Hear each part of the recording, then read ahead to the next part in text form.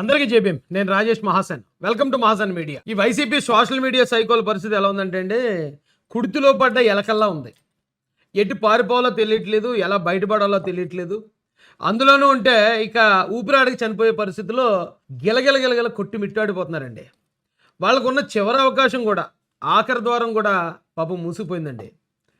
వివరాల్లోకి వెళ్తే వైసీపీకి సంబంధించిన విజయబాబు అనే వ్యక్తి జగన్మోహన్ రెడ్డి గారి దగ్గరికి, అలాగే సజ్జల రామకృష్ణారెడ్డి గారి దగ్గరికి వెళ్ళి, ఏమండి మన వైసీపీ సైకోలు అందరినీ పోలీసులు అరెస్ట్ చేస్తున్నారు, మీరు మాట్లాడిన వదిలే పరిస్థితి లేదు, కాబట్టి నేను ఒక పని చేస్తాను జగన్ గారు, సజ్జల రెడ్డి గారు, నేను ఏమీ తెలియనట్టు ఏమండి అణగారిన వర్గాల్ని, దళితుల్ని, బీసీలని అరెస్ట్ చేస్తున్నారండి అని ఒక సింపతి ఫేసు, ఒక ఏడుపు మొహం పెట్టుకుని నేను హైకోర్టుకి వెళ్ళిపోతాను, హైకోర్టులో పిల్లేసేస్తాను. వెంటనే హైకోర్టు వారు అరే రే ఇలాంటి వాళ్ళని అరెస్ట్ చేయకండి, విజయబాబు చెప్పాడు, కాబట్టి ఇక నుండి వైసీపీ సోషల్ మీడియా ఆ కార్యకర్తలను, ఉద్యమకారులను అరెస్ట్ చేయకండి అని ఒక ఆర్డర్ ఇచ్చేస్తుంది. అది పట్టుకొచ్చేస్తానండి అని చెప్పి వీళ్ళిద్దరి దగ్గర ఏమాత్రం ఖర్చులకు డబ్బులు తీసుకుని మనోడేళ్ళు హైకోర్టులో వేసేటటువంటి పిల్లు వేస్తే నా సామిరంగా హైకోర్టు వారు నాకు తెలిసి ఇంత దారుణంగా ఒక వ్యక్తిని తిట్టడం, 50,000 రూపాయలు పెనాల్టీ వేయటం ఈ మధ్యలో ఇదే చూశానండి నేను. ఆ విజయబాబు అనేవాడిని ఆల్మోస్ట్ తొక్కిపెట్టి నారదీశారండి గౌరవ హైకోర్టు వారు.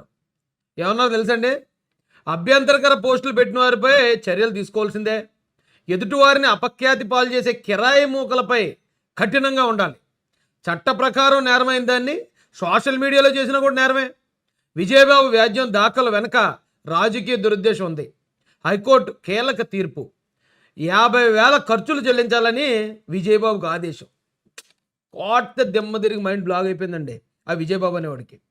ఇలాంటికి వెళ్ళి డబుల్ యాక్షన్ చేసేద్దాం, సింపతి యాక్టింగ్ ఏడుమో పెట్టుకుని అనుకున్నాడట. అయితే హైకోర్టు వారు చాలా క్లియర్గా ఉన్నారు. ఎందుకంటే హైకోర్టు జడ్జిలు, సుప్రీంకోర్టు జడ్జిలు కూడా ఈ వైసీపీ సైకోల బారిన పడి మానసిక క్షోభ అనుభవించారండి. ఒకడు డైరెక్ట్గా తిట్టినప్పుడు నేరం అయినప్పుడు సోషల్ మీడియాలో తిడితే ఎందుకు నేరం కాదు? అదెందుకు సోషల్ మీడియా కేసు అవుద్ది? ఒకడు డైరెక్ట్గా దళితుడిని కించపరుస్తుంది ఎస్సీ అట్రాసిటీ చట్టం ప్రకారం నేరమైనప్పుడు అదే దళితుడిని వాళ్ళు సోషల్ మీడియాలో చేస్తే ఎందుకు అవ్వదు? నేను ఆల్రెడీ నిన్న ఇదే మాట్లాడాను.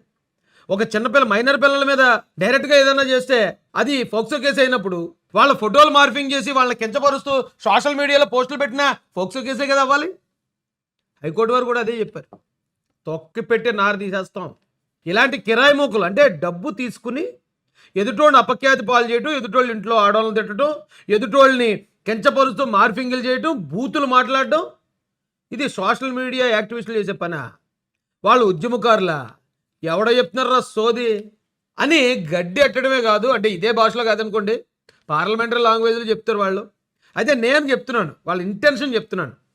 చెప్పడమే కాకుండా మరోడు కూడా చెప్పారండి, ఇక ఇలాంటి పిల్ల ఎవడన్నా వేస్తే ఇక అయిపోయినట్టు సినిమా, ఇలాంటి పిల్ల ఇంకెవడో వేయటానికి కూడా లేదు అని మొత్తం తలుపులు మూస్తారటండి. పాపం జగన్మోహన్ రెడ్డి గారు, సజ్జల రెడ్డి గారు ఏమో విజయబాబు వస్తాడు, ఆర్డర్ తెస్తాడు, మన సైకోలు అందరూ బయటపడతారని చెప్పి ఆ ఆనందంతో వాళ్ళు ఎదురు చూస్తున్నారు ఆశగా. ఇక్కడ విజయబాబే 50,000 బొక్కెట్టుకున్నాడు. 50,000 రూపాయలు కడితే తప్ప ఇక్కడి నుంచి కదలకన్నారటండి. ఇంకెవరికి చెప్పుకుంటారు వీళ్ళు బాధ? కుడితిలో పడ్డ ఎలకలన్నా పర్లేదండి, ఏదో టైంకి బయటపడుతుందనే ఆశ ఉంటుంది. వీళ్ళ పరిస్థితి, సోషల్ మీడియా సైకోల్ పరిస్థితి అంతకన్నా అధ్వాన్నంగా ఉంది. వీళ్ళు చేసిన పాపాలే ఈ రోజున వీళ్ళకి శాపాలుగా మారేయండి. అదండి పరిస్థితి. అందరికీ జేబీఎం. నేను Rajesh Mahasena. Welcome to Mahasena media.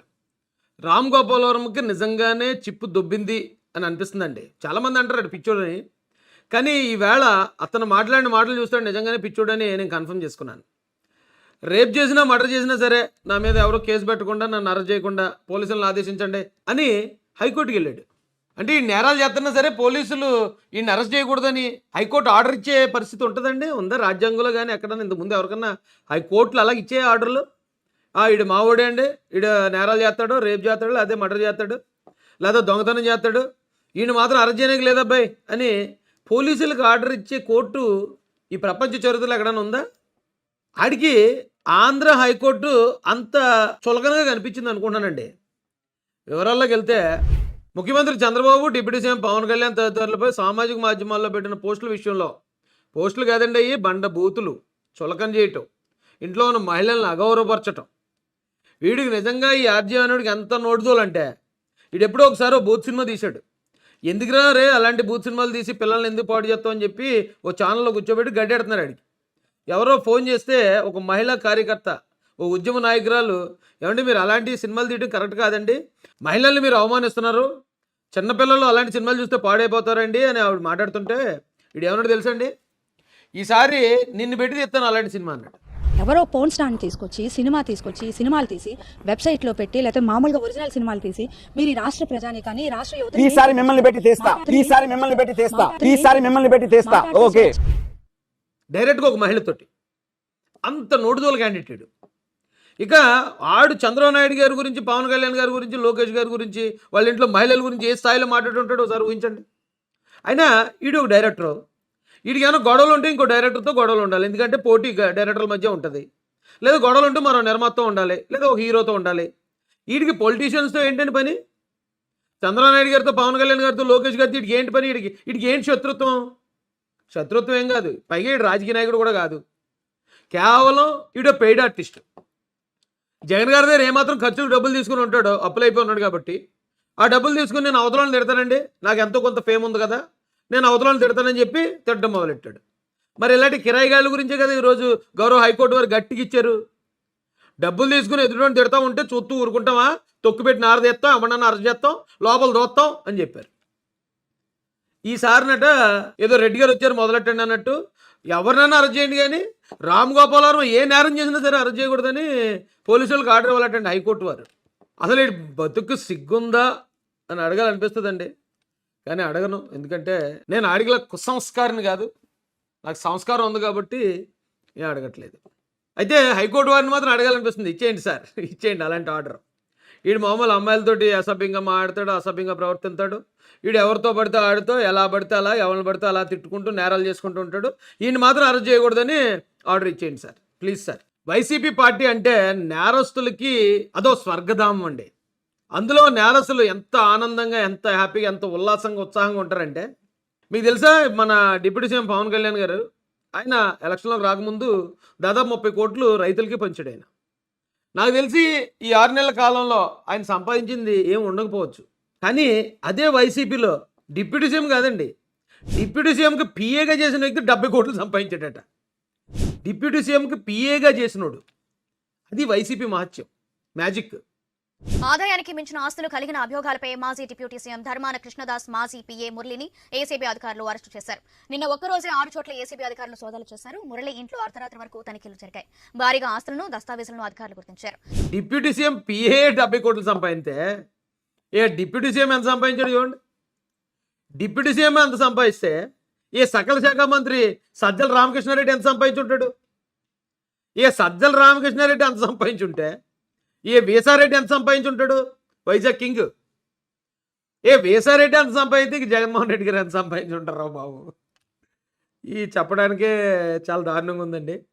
అందుకే నేరస్తులందరూ కూడా వైసీపీ రావాలి, వైసీపీ ఉండాలని కోరుకుంటారు.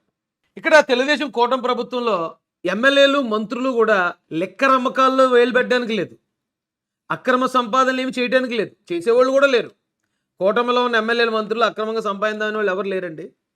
నాకు తెలిసి ఇక్కడ ఎమ్మెల్యేలు, మంత్రులు, డిప్యూటీ సీఎం కూడా సంపాదించిన దానికన్నా కూడా వైసీపీ హయాంలో కార్పొరేటర్ సంపాదించింది ఎక్కువ ఉంటుంది. సంపాదించడం అంటే ఏంటో అనుకుంటున్నారా, కష్టపడి సంపాదించారు అనుకుంటున్నారా, ప్రజల సొమ్ము దోచుకోవడం అండి. ఒక పిఏ 70 కోట్లు దోచుకున్నాడంటే ఇక ఆ వైసీపీలో ఉన్న నాయకులు ఒక్కొక్కడు ఎంత దోచుకుని ఉంటాడు, ఎమ్మెల్యేలు ఎంత దోచుకుని ఉంటారు, మినిస్టర్లు ఎంత, ఆలోచించండి. అలాంటి వైసీపీ పార్టీని ఓడించడం ఈ రాష్ట్రం ఏ జన్మలోనూ చేసుకున్న పుణ్యం అండి బాబు.